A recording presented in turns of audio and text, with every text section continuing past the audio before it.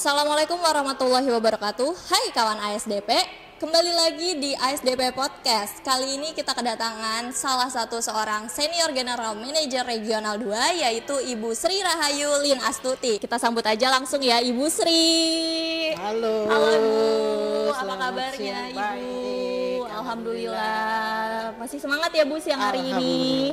Alhamdulillah. Nah, aku mau ngobrol bareng sama Ibu. Jadi Ibu ini kan sebagai senior general manager regional 2 nih ya Bu. Iya. Nah, boleh dijelasin nggak sih Bu, senior general manager itu apa aja sih kerjanya gitu loh Bu? Kerjanya sih nggak banyak, tapi agak ini aja. Jadi kita mengelola 7 cabang. 7 cabang itu dari yang paling besar Merak, Bakau, Merak, Bakau, ya Balikpapan, Balikpapan. Batu Licin, Jepara, Bajoy, satu lagi Pontianak. Daerahnya Kalimantan dan Sulawesi. Paling jauh Sulawesi. Paling jauh Kalimantan dan Sulawesi. Iya. Ibu ada kan Ibu ini sebagai seorang pemimpin perempuan nih ya Bu. Iya. Ada kendala atau kesulitan nggak sih Bu? Biasanya kan kalau seorang pemimpin perempuan biasanya dipandang mungkin sebelah mata. Kadang kan soalnya pemimpin itu kan biasanya laki-laki nih ya Bu. Nah, menurut Ibu, tanggapan Ibu sebagai seorang pemimpin perempuan itu seperti apa sih Bu? Alhamdulillah selama ini tidak ada halangan yang berarti bagi kami. Teman-teman mungkin juga sudah menyadari apa artinya emansipasi dan mungkin kesetaraan ya Iya, kayak gitu. Jadi hal itu tidak menghalangi sama sekali dalam pekerjaan kami. Itu Bu. Bisa diceritain nggak sih Bu, awal mulanya karir Ibu sampai sekarang bisa menjadi senior general manager nih, yang megang beberapa wilayah besar di Indonesia kan? Iya. Baik, kalau saya ini perusahaan yang ketiga, tapi kalau di ASDP ini kami sudah 21 tahun. Wow, Ya, kami sudah 21 tahun, 12 berkecimpung di SDM, 5 tahun di pengawasan, ya, 5 tahun di pengawasan di SPI, 1 tahun di ERM, terus 2 tahun di GM, jadi saya GM Balikpapan 15 bulan, terus berpindah ke regional 1 itu 13 bulan baru ke sini. Jadi sekitar berapa tahun tuh? Kurang lebih ya, hampir. kami 21 tahun, 21 Bu. Tapi kalaupun tahun. kebanyakan kami di pusat. Jadi yang 21 tahun itu 3 tahun di cabang, 18 tahun di pusat kami. Jadi apa yang kami dapat secara administrasi teori yang di pusat kami praktekkan hingga kami bisa mengelola sampai saat ini 7 cabang, dan kebetulan kami di regional 1 itu merupakan regional yang terbaik, mempunyai prestasi yang terbaik nomor 1. Boleh dikasih tahu nggak Bu, prestasi apa aja sih kira-kira yang pernah dicapai Ibu? Pertumbuhan yang terbaik. Jadi masa Covid, tapi kami masih membukukan, tadinya cabang-cabang yang berada di regional 1 itu tadinya merugi, tapi pas pada kondisi kami di sana, alhamdulillah kita dapat membukukan keuntungan. Jadi membalikkan dari rugi ke untung. Itu saja Bu. Jadi pertumbuhannya juga cukup besar. Jadi masa Covid mungkin masa yang paling susah, tapi kita bisa menemukan keuntungan yang lebih baik. Itu Bu. Selama masa pandemi nih ya Bu, itu apa aja sih yang ASDP lakukan di masa pandemi untuk meningkatkan konsumen yang biasanya kan kalau masa pandemi kan kita menurun ya, semuanya menurun, dan apa sih upaya ASDP biar konsumen itu meningkat? Oke. Jadi kami ini konsumennya memang pengguna secara langsung mungkin pejalan kaki, dan yang lainnya adalah sepeda motor dan roda 4 selebihnya. Jadi kalau kami di pelabuhan ataupun di kapal tersedia tempat cuci tangan, pengukuran suhu, terus disinfektan untuk di kapal-kapal itu secara rutin ya. Jadi kami siapkan untuk hal-hal untuk preventif bagi pengguna jasa kami. Protokol kesehatannya tetap dijaga ya, tetap ngikutin harus bermasker. Jadi iya. kalau tidak bermasker kayak saya ini saat ini tidak boleh masuk. Kan kita jaga jarak nih ya, Bu. Oke, jaga jarak tetap jaga jarak tetap ya. Jaga jarak tetap diatur pada saat di kapal. Oke, siap. Dari perjalanan Ibu 21 tahun nih, selama 21 tahun, ada nggak sih masa-masa yang menjadi kenangan Ibu yang susah banget dilupain? Pasti kan banyak nih Bu kisah-kisahnya, tapi paling nggak satu aja yang menurut Ibu paling berkesan banget. Saya sebenarnya semuanya berkesan, karena kami ini berpindah dalam suatu cabang ke cabang, ada suatu peristiwa besar, kayak gitu. Pada saat kami berpindah dari kantor pusat ke cabang, waktu itu saya menjadi pejabat sementara di Kayangan, itu adalah pertama kali gempa terbesar di Nusa Tenggara Barat. Gempa terbesar, Ibu mungkin ya bagaimana kita merasakan itu, sungguh-sungguh ya itu memberi kedekatan dengan teman-teman. Jadi gempa yang terbesar kami di sana gempa tidak berhenti, Bu. Sebulan penuh kami itu tidur di kemah. Jadi kalaupun ada rumah di rumah mes kami itu ada beberapa tenda untuk tidur di sana. Itu yang pertama. Yang kedua, pada saat kejadian gempa tersebut, pelabuhan kami terbelah, begitu besar. Mungkin orang masuk, tapi tetap melakukan operasional. Dan kami diperintahkan bahwa tidak boleh tetap operasional dan melakukan pemenahan secara cepat. Alhamdulillah dengan bongkahan yang begitu besar, 4 hari kami selesaikan dan sudah tertutup, jadi tidak membahayakan bagi pengguna jasa, karena pengguna jasa lalu lalang takutnya nanti kalau pas jalan masuk ke lubang itu malah menimbulkan sensasi yang besar untuk kawanan wartawan ataupun lainnya. Iya, itu yang sangat berkesan pada kami. Jadi kami di sana tidur itu, maksudnya teman-teman di sana saya siap, maksudnya tetap berkumpul karena bagi yang tidak berkeluarga saya kumpulkan, karena saya takut nanti terjadi apa-apa saya mencari lebih susah. Jadi saya kumpulkan biar gampang untuk deteksi untuk selanjutnya. Dan yang ketiga, kami ini pada saat di sana juga potensi tsunami waktu itu. Kami tidak tahu. Jadi kami duduk-duduk begini, 500 dari pelabuhan. Kalau kami nggak ditelepon dari kantor pusat, Bu, ini potensi tsunami. Kami tidak tahu. Pada saat itu juga kami langsung kumpulkan teman-teman untuk mencari tempat yang lebih tinggi. Jadi kami dalam tugas kami memang hanya sebulan di sana, karena waktu itu ada teman kami yang naik haji, kami menggantikan. Jadi sebulan itu, tapi tidak hentinya dengan gempa dan tidak hentinya tetap melakukan pelayanan dalam kondisi yang sulit. Itu di tahun berapa tuh, Bu? 2018 ya. Pokoknya gempa Lombok itu 2018 kayaknya. Oh, itu 1 bulan full berarti di sana ya, Bu? Iya. Wah. Jadi gempa yang memang gimana ya? Gempa sebentar gempa aja sih. Jadi sebulan itu tidak ini. Ya karena kita sudah biasa di kantor gempa, sudah biasa. Iya, nggak tenang ya kan, mikirin pasti banyak pikiran juga kan, nggak bisa tidur tenang, tapi tetap nikmatin aja. Iya, dinikmatin ya, tetap dinikmatin ya, Bu. Nah sekarang kan kita memperingati Hari Konsumen Nasional nih ya, Bu. Menurut Ibu, dari sudut pandang Ibu, konsumen itu apa sih, Bu? Konsumen ini sahabat kami dan dia mitra kami yang utama, karena tanpa dia kita tidak akan jadi sampai sekarang, karena dia merupakan mau nggak mau itu sumber yang utama bagi kita ya. Jadi kita tergantung dengan mereka untuk perkembangan pun, kalau komplain apapun itu untuk kemajuan kita. Jadi itulah jadi mitra yang memberikan masukan perkembangan bagi perusahaan gitu, Bu. Oke.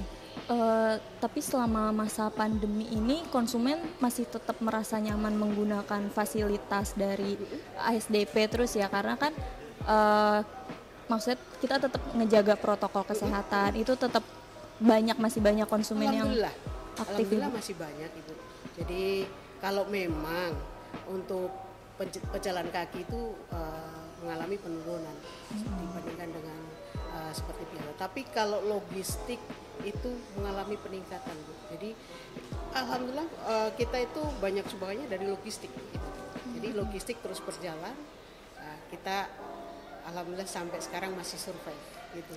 Selama Ibu menjadi seorang pemimpin, Ibu ada nggak sih panutan Ibu seorang pemimpin di luar sana, misalnya dari Indonesia ataupun dari luar negeri, pemimpin yang menjadi panutan Ibu?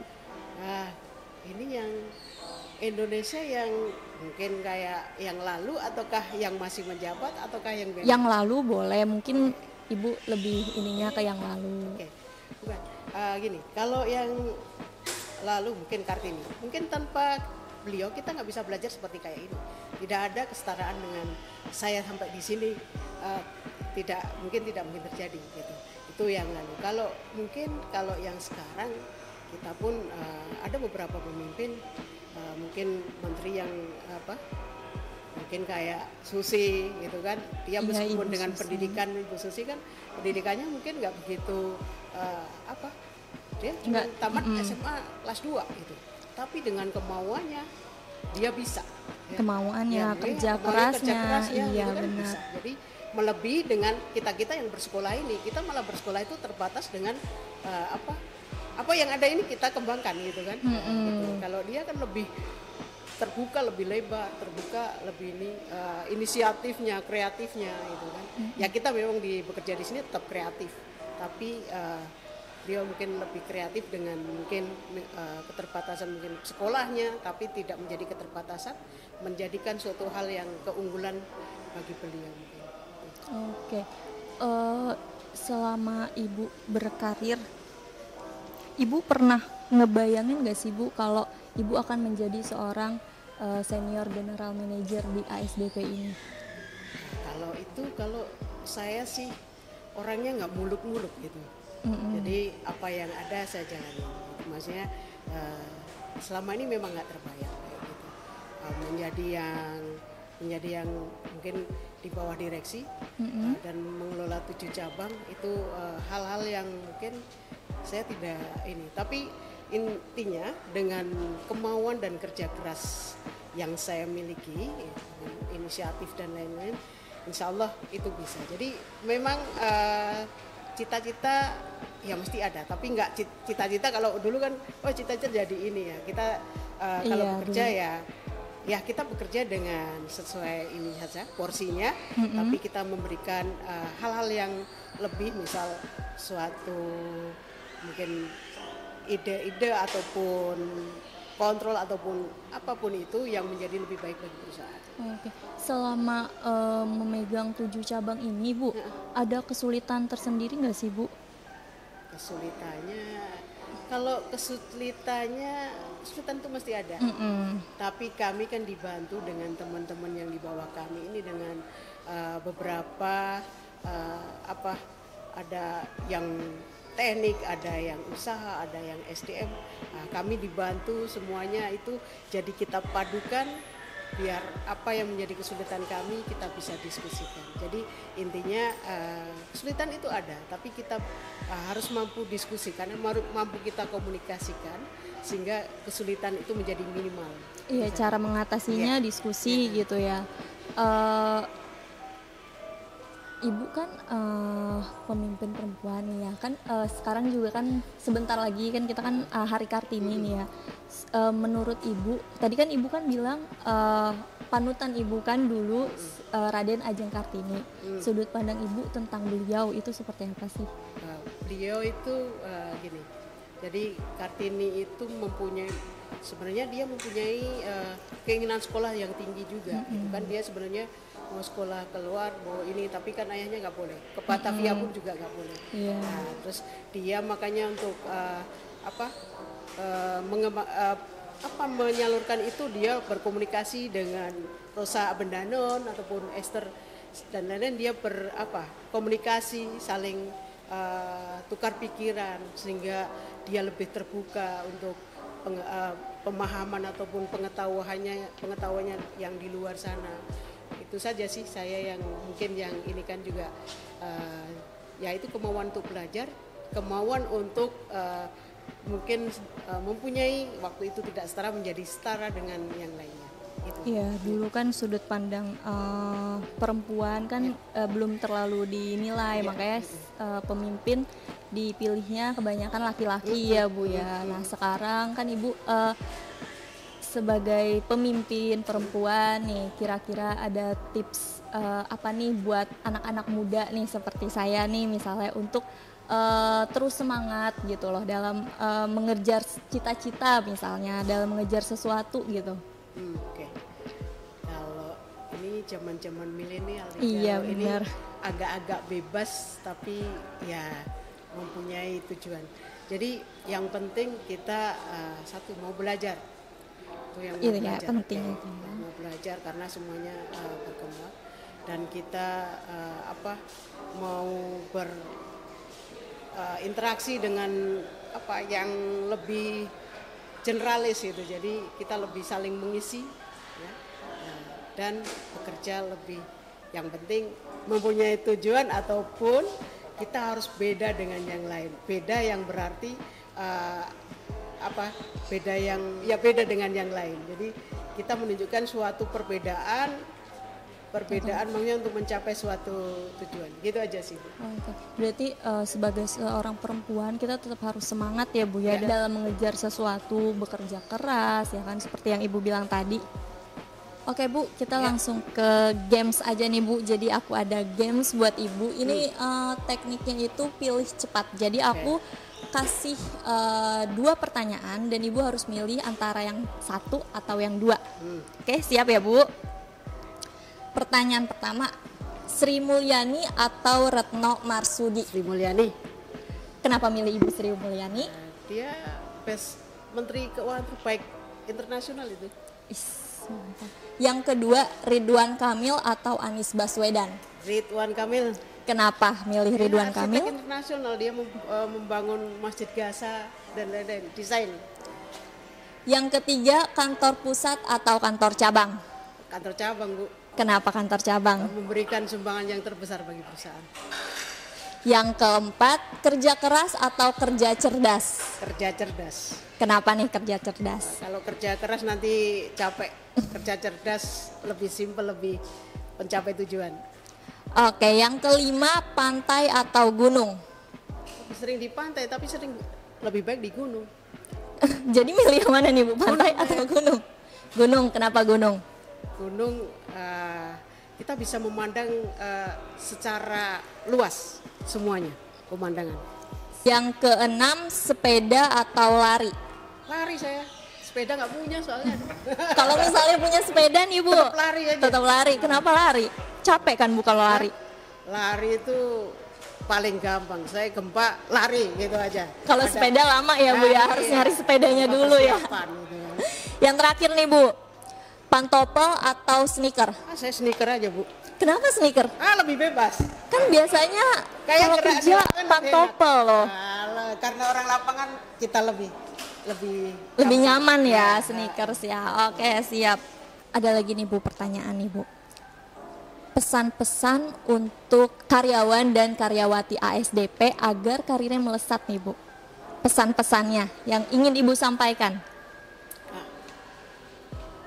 Satu, mempunyai integritas yang baik, karena integritas kuncinya. Kalau orang tidak mempunyai integritas, pasti orang pun enggan untuk memilih untuk karir yang lebih, karena kan itu pilihan. Jadi integritas, orang mesti memilih orang yang berintegritas, mau belajar, terus mau bekerja keras.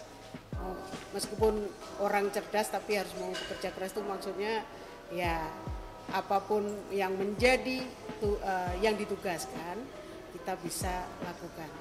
Semangat. Ada lagi? Itu saja. Oke. Kalau pesan-pesan di Hari Konsumen Nasional ini nih Bu, untuk para konsumen nih Bu. Para konsumen kalaupun para konsumen ya kalau menggunakan fasilitas kami tolong dijaga apa yang menjadi fasilitas yang sudah diberikan. Dan kalaupun ada hal-hal yang mungkin kurang, tolong untuk diberikan masukan yang membangun sehingga pelayanan kami lebih baik. Itu Ibu. Oke, terima kasih Bu Lin untuk waktunya. Oke kawan ASDP, jangan lupa saksikan terus ASDP Podcast hanya di YouTube channel ASDP Indonesia Ferry. Dan follow juga Instagram ASDP di @asdp191. Sampai jumpa di episode ASDP Podcast selanjutnya. Wassalamualaikum warahmatullahi wabarakatuh.